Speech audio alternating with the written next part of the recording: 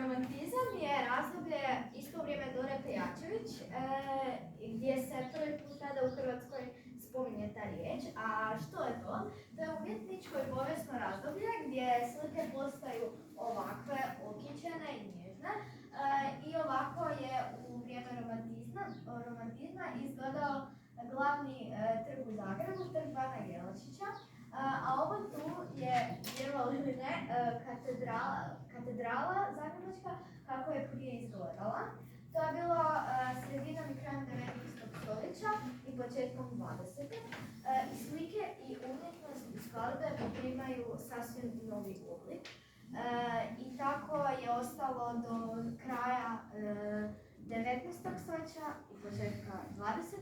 gdje onda kasnije dolazi do novih vrsta umjetnosti i u to vrijeme zapravo umire Dora Pejačević. Evo, to je bilo sve i hvala